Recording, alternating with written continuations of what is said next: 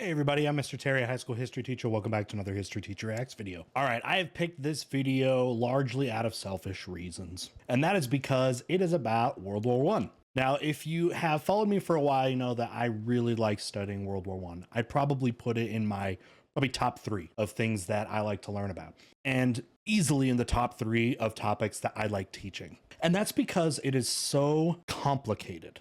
I mean, World War One basically started for no good reasons and fixed no problems. So with that, I'm excited to check this out. And the topic of this video is the bullet that started World War One. So if you know your World War One history, we know we're talking about the assassination of the Archduke of Austria-Hungary, Franz Ferdinand, conducted by Bosnian teen Gavrilo Princip. This is the event that sort of lit the spark for already existing ingredients for a global war. And it's getting the simple history treatment. I love simple history. The video link is going to be down below. Make sure if you have not subbed to them, you do that, and make sure that you like their video. And if you like what's going on here, hit the like button, hit the subscriptions, get notifications so you can see more stuff. All right, let's get started. Gavrilo Princip and the assassination of Archduke Franz Ferdinand. On Sunday, June 28, 1914, Serbian nationalist Nedeljko Čebrinović threw a bomb at the back of a car carrying Archduke Franz Ferdinand. Hurt some folks. The bomb rolled off, wounded around 20 people behind the Archduke instead. Not Correct. the best start to an assassination that would lead to World War I.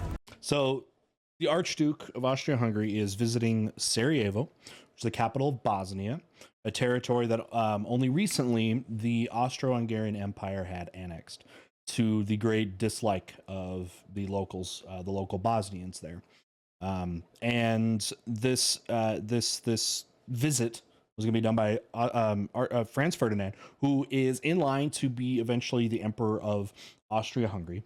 And you have this group of Bosnian nationalists that want to send a message here, okay, just to put it lightly. And that's what this whole assassination attempt is kind of the context of it. In 1914, Europe looked a little different from today. Most of the continent was divided between 3 major powers: the German Empire, Russian Empire, and the Austro-Hungarian Empire, with France, Italy, and a few other countries squashed in. It was that last one, the Austro-Hungarian Empire, and its strained relations with its southern neighbor, Serbia, that is key to understanding why the assassination occurred. Many Serbs in Bosnia. Serbia had grown to detest Austria-Hungary after it occupied its neighbor called Bosnia-Herzegovina, first in 1878 and formally in 1908. Bosnia-Herzegovina contained a sizable Serb minority and was therefore believed by Serbian nationalists that it ought to be part of their own country. We also have context here, further context of all these territories we're talking about here once being part of the Ottoman Empire, which was crumbling in the 20th century. Serbia overthrew their pro-Austro-Hungary rulers some years earlier in 1903 and had established a government that wasn't too fond of the empire. By 1914, these tensions only increased as Serb and Bosnian Serb nationalists stoked the flames of the slowly growing fire by creating militant organizations to obtain their territorial objectives. The Black Hand? And Franz Ferdinand's political desires, significant as he was next in line as the Emperor of Austria-Hungary. I'll let the video only fueled their anger. Ferdinand was in favor of a more unified empire, where its Slavic citizens in southeastern Europe would get better political representation, while sounding... That is where that whole idea, if you caught that, Franz Joseph, okay, who's the emperor at that time, was far more of hard line against its rule against the minority groups and other different ethnic groups in their empire.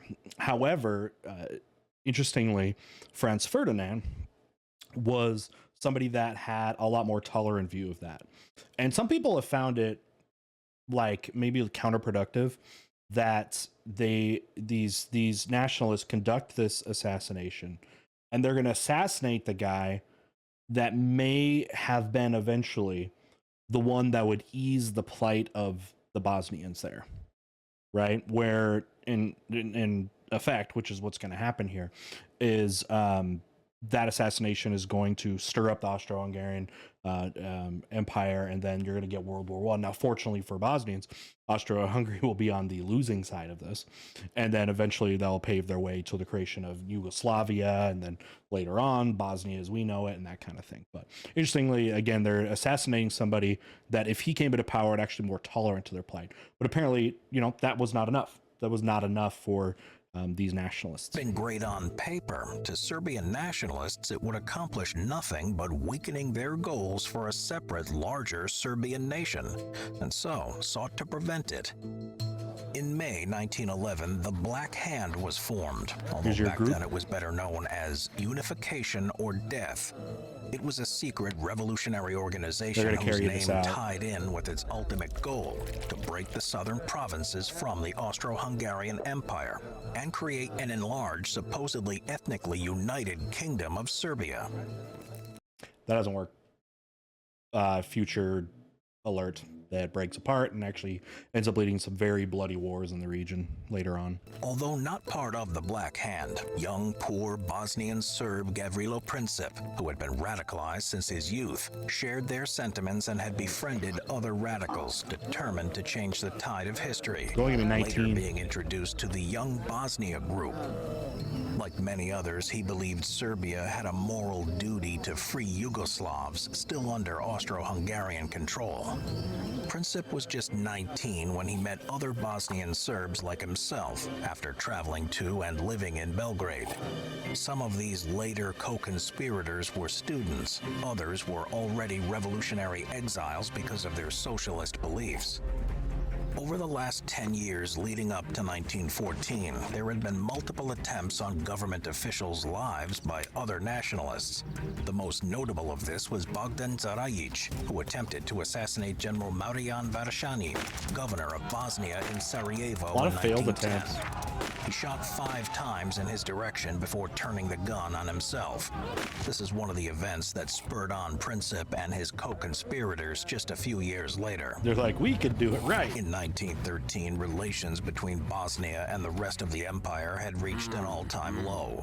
A state of emergency was declared by General Oskar Peturek. See, and this is fueling anti-Serbian, anti-Bosnian sentiment in Austria-Hungary. I mean, the empire was very fearful of Serbs and it's driving a narrative of anti-Serb relationships there. It's going to be growing it further and further. So at the time the assassination actually will take place, it fueled an already anti-Serbian society, leading to the dissolution of the Bosnian parliament, the imposition of martial law, and the shutdown of Serbian cultural and educational societies. This, of course, only incited Princip's rage further, and he formed a group with 2 other friends, more fueling the fire, Čebrinović and Trifko Grebeš, whose goal was to ultimately follow the earlier Zarajic's example, but with more successful results. They were not the only ones who had such designs. The Black Hand, who Princip was already friendly with, were already busy forming their own plans. In Sarajevo, a prominent member of the organization, Daniel Ilic, sent Čebrinović a note, a newspaper clipping regarding the Archduke's planned visit, and a single word in the margins: greetings. Čebrinović showed the paper to Princip, who had the same thought. This was their opportunity. I mean, it's pretty brave right away that Franz Ferdinand is going into Sarajevo. This is a place where his family is hated, right? But he's trying to improve morale, improve relations or whatever. Nevertheless, he's going into a place where he's not being really welcomed. And there's going to be some catastrophic failures of the organization of his visit. We'll see if the video gets to that unfortunately made it a lot easier than it could have been for these guys to actually conduct this assassination. This was not the young men's first encounter. Ilic and Princip were already friends, along with Čebrinović and all members of the Young Bosnia group, a revolutionary anti-Austro-Hungary group. Ilic would later claim he coordinated the attack completely, although in truth he had been less the puppeteer than the puppet. From there, the 3 boys consulted Major Tankosić, a Serbian officer and one of the founders of the Black Hand, who agreed to provide the group with weapons to carry out the attempt. They sent word to Ilić, who immediately organized things in Bosnia itself, arranging to send 3 other young revolutionaries to meet the others in Sarajevo. Their names were Srećko Popović, Vaso Chubrilović, and Mehmed Bastić. And this was a suspicion right away after the assassination that, although this was carried out by Bosnians, the suspicion that this was a larger plot by the Serbian government itself, which is why this is going to turn into a multinational thing. 6 bombs, 4 pistols, and a cyanide pill, each to be taken immediately after the assassination. The 7 young Bosnians began their attempt. It was June 28, 1914. Archduke Franz Ferdinand and his wife, the Duchess Sophia, were to inspect a military garrison before traveling towards the city hall to open a new state museum. So the thing, I don't know, it doesn't look like they're going to get to it. This stuff was publicly known. It was in like newspapers and stuff about the routes that they were going to go, which, I mean, they're hoping people are going to be out on the streets and waving and all that stuff, but it also gives information to the haters, which is exactly where this information is going to be useful. Daniel Ilić had positioned the assassins along their route, each young man armed with a bomb. But it turns out, killing is a lot easier in theory than in practice. Yeah. First, the motorcade went past Mehmed Bastić, who lost his nerve and failed to throw his bomb. Right. The same happened next with Chubrilović, who also failed to act when he saw the car coming. Multiple people blocking. You can talk all you want in closed rooms at night and all that stuff and around other patriotic dudes, but when it comes go time and it's in the middle of the day and it's public and you know what the ramifications are going to be, that's a little bit tougher. So you can see these guys are getting cold feet. Same cannot be said of Chubrilović. When the car came down his part of the route, he summed up all the courage of a 19-year-old who had never seen war and threw his bomb, which promptly rolled off the back of the Archduke's car and under the wheels of the one behind in the motorcade, injuring around 20 people, but killing none. What followed was more like a Looney Tunes episode than real life. Chubrilović immediately swallowed his cyanide pill before jumping in the river. Unfortunately, the pills were old and ineffective, so rather than kill the young student, all it did was make him vomit. And rather than the river washing him away, Chubrilović found himself standing in 13 centimeters of water as the river had dried up in the heat, before being dragged out by police and beaten up, before being taken into custody. Yeah, he failed at everything. He didn't get the Archduke. He wasn't able to kill himself. He wasn't able to get away. He wasn't able to do all these things. At this moment, by the way, the group pretty much thinks it's over. Like it's over. You know what I mean? That was their best shot. Obviously, the Archduke is going to go into hiding and he's going to be even more protected and that kind of thing. So at this point, they thought that, yeah, it was over, and justifiably so. The rest vanished into the crowds and the confusion. Disheartened and angry, their attempt had failed. But unexpectedly for all of them, that wasn't the group's last chance at the Archduke. He was back. After hearing others had been injured by the bomb, Ferdinand changed his plans to visit the museum, deciding instead he wanted to travel to the hospital and check on the injured. Yeah, because he felt really bad. He felt really bad that the other people in his party were attacked, so he was willing to go out, which I'm sure here maybe it was state, but was very much against the wisdom, I guess, of the people that are in charge of his protection, because they're like, dude, you've had an attack on your life. You need to duck, lay low for a while. But yeah, Franz was adamant and he wanted to go out again. But that message did not reach the Archduke's drivers, who continued with the original plan. Meanwhile, Gavrilo Princip was lamenting the group's failures at the nearby Moritz Schiller Cafe when a twist of fate changed the course of history.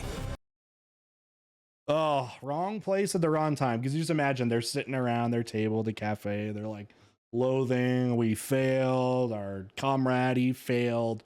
He's in jail. We're losers and all this stuff. And then Lo and behold, Almost directly in front of the young rebel, the car carrying the Archduke was told to stop, the driver being told of his error. When the car came to a stop and put into a slow reverse, Princip saw his chance. right in front of the His courage, cafe. he pulled out the pistol Tankosic had given him, and at point-blank range, shot Archduke Franz Ferdinand in the neck and his wife Sophia in the abdomen immediately after. Who was pregnant, by Both the were way. dead before they reached the hospital. In the after. Just think of this, of the luck or lack of luck, unluckiness for everyone involved in this. This thing should have been over. Lo and behold, after an assassination attempt, the car is right there in front of Gavrilo Princip, who happens to be one of the assassins, who happens to be at the intersection here, and they stop, and it's just like Aftermath. meant to be. I don't know. Persons were implicated in the assassination. Mehmet Bastich escaped to Serbia, but the others were not so lucky. Being over 20 years old, Jabrilovic, Ilyich, and fellow conspirator Jovanovic were executed. And Princip, Jabrinovic, and Grebsha found 19. themselves imprisoned at Theresienstadt, Yeah, at 19, they were ineligible for the death penalty. where all three would die in the next 4 years. Health complications. Interviews with Princip, Health problem. Jabrinovic, and Popovic during their trials I mean, he was dead before the war ended, too, before he even gets to witness the end of a chain reaction that he started. showed that these three at least did not regret their actions, but they also didn't anticipate what would come next. Just a month later, diplomacy and civility between Serbia and the Austro-Hungarian Empire had broken down completely. Serbia, with the knowledge of new support from the Russian Empire, still acquiesced to some of these demands by Austro-Hungary that included suppressing propaganda against the empire and allowing their officials to join the Serbian inquiry into the assassination. Right. But without a complete agreement, Austro-Hungary responded by breaking diplomatic relations. It didn't matter. Like, they were making their war plans, and it obviously infuriated the government so much. The royal family, they didn't even like wait to see the full investigation, like the results of the investigation about the assassination attempt, who the assassins were, who were they working for, where did they get their stuff. Austria-Hungary was already ready to go. Like, it was already ready to go. This set into motion something that could not be stopped. And when you look at the actual ultimatum sent, it was full of all kinds of stuff. Like, they're talking about it right now. That was very harsh in the eyes of Serbians, because largely speaking, if they get to it here, the Serbian support of the assassination, the direct support, I mean, like getting weapons and bombs, was done very off the record by, people working, that had like military connections, but were working on their own. It wasn't a large plot by the Serbian government. It was some more rogue, I don't know if that's the term you want to use, people there. But like, that investigation and all that stuff, like, wasn't even completed. They just wanted to go to war. The hatred was already there so much. It didn't matter. It didn't matter. That's why this assassination is seen as a cause of the war, that even though, largely speaking, all the countries that get involved in World War I aren't doing it because of the assassination. It's because of this alliance system that's going to happen, and just the will to go to war, which already existed. The Serbian army mobilized, assured of Russian support behind it. Austria-Hungary too did not stand alone, however, having nurtured a pact of alliance with the German Empire.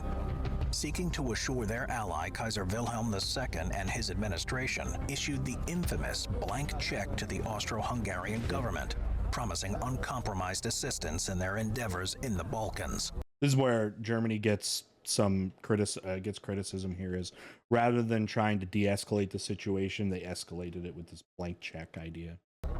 Emboldened by their ally, on July 28, 1914, Austria-Hungary declared war on Serbia, shelling the national capital of Belgrade that very night.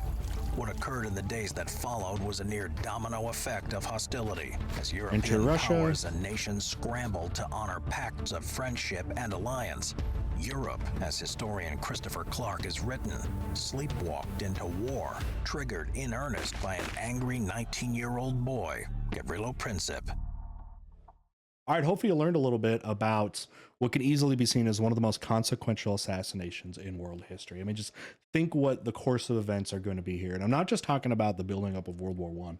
I'm talking about World War One leading into things like the Great Depression, and then leading into World War II, which leads into the Cold War, and all the different things. It's like the match or whatever that lights the fuse for the entire 20th century, right? And we still live through these effects. It's amazing, right? When it boils down and you rewind the clock here. So anyway, I learned a few tidbits too, which was great too.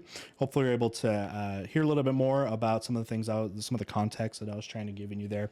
And again, if you've been sleeping on World War One, which a lot of people do because they'd like to go straight to World War Two, you're missing out on something that this might be controversial.